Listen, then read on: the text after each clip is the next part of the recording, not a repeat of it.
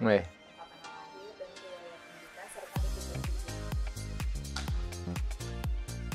Sudah mulai nih? Nggih, Om Swastiastu. Nama saya Profesor Dr. Insinyur Imade Adika, MSP.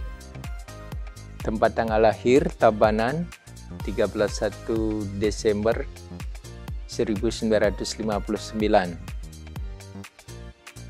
Pendidikan SD di nomor 1 Sangketan, kemudian SMP Negeri Penebel, masih ada satu saja. Kemudian SMA Negeri Tabanan tahun 1975 sampai tahun 1977. Kemudian S1 Universitas Udayana, jurusan Arsitektur, Fakultas Teknik, tahun masuk 1978 dan selesai 1985. Tahun 1986 diangkat sebagai dosen. Pada tahun 91 mengambil program S2 di ITB Bandung dengan judul tesis peran Banjar dalam perencanaan wilayah dan kota Denpasar. Kemudian tahun 2007 mengambil program doktor ilmu kajian budaya dengan disertasi berjudul Komodifikasi Kawasan Suci Pura Uluwatu di Kabupaten Badung, Bali. Guru besar yang didapat adalah perencanaan wilayah dan kota.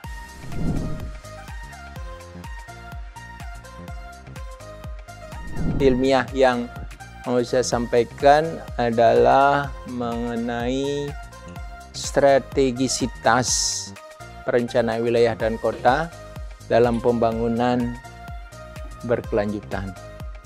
Yang ingin saya sampaikan adalah masalah perencanaan yang menyangkut tentang harapan ke depan. Jadi harapan, cita-cita di masa yang akan datang berdasar pada data masa lalu dan melihat kondisi masa kini. Nanti saya coba lihat berdasarkan atas pengalaman lapangan. Kebetulan saya pernah membantu menyusun kajian akademis Perda 4 dan Perda 16 Tata Ruang Provinsi Bali.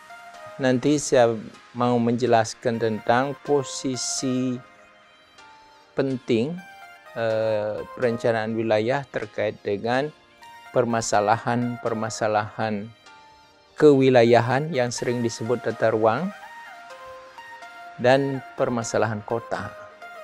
Akhir-akhir ini banyak kita lihat bahwa ada tanah longsor, banjir, dan permasalahan pemanfaatan ruang lainnya yang menimbulkan konflik pemanfaatan ruang.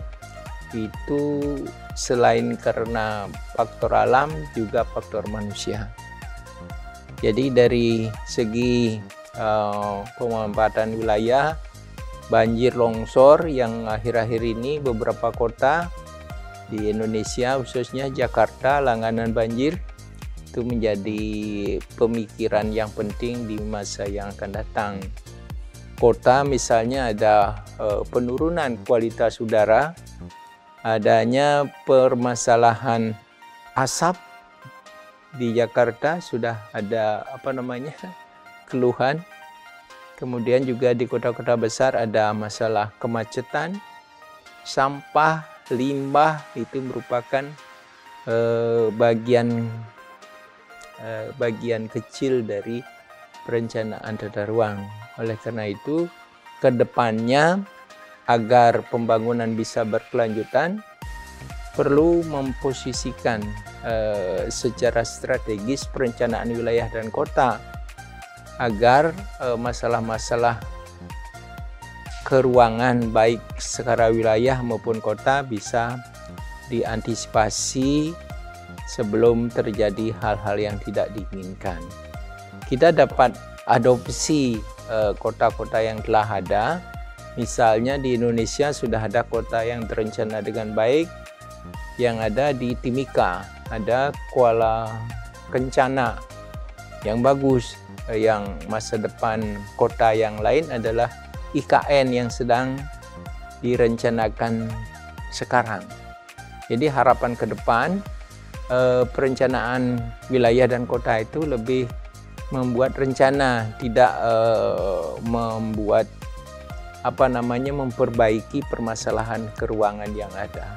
Sementara lebih banyak kalau boleh disebut sebagai kegiatan tambal sulam. Ada yang menambal, ada yang hal-hal yang tidak dalam perkembangan pembangunan keruangan.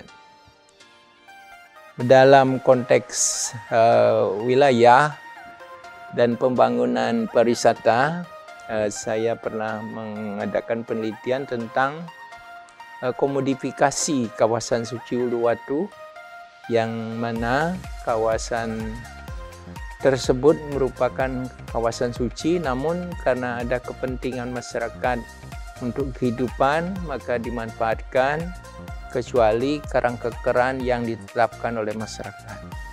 Jadi di situ timbul konflik keruangan karena adanya kepentingan kekuasaan maupun di sini perlu pandangan kritis tentang perencanaan terkait dengan wilayah-wilayah yang terbangun.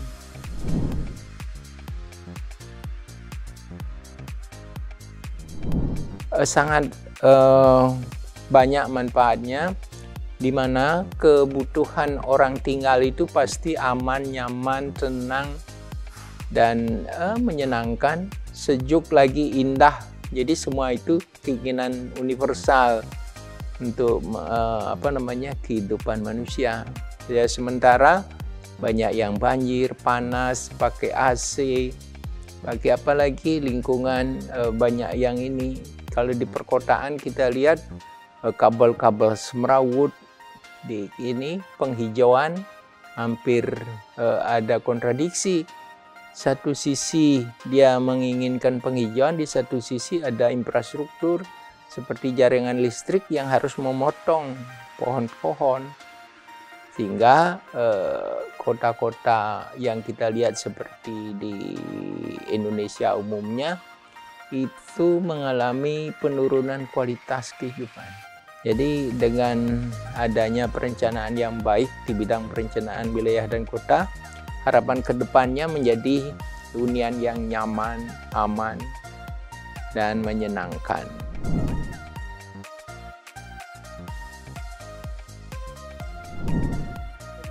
Ya, saya berkomitmen akan mengabdikan diri selama mudah-mudahan Tuhan mengizinkan memberi umur panjang. Karena selama ini saya terus mengabdikan diri sambil menghitung hari. Dalam artian saya kurang sehat. Selama nanti diberi waktu, saya akan mengabdikan diri. Terima kasih atas ininya. Saya tutup dengan Pramo Santi. Om Santi Santi Santi Om.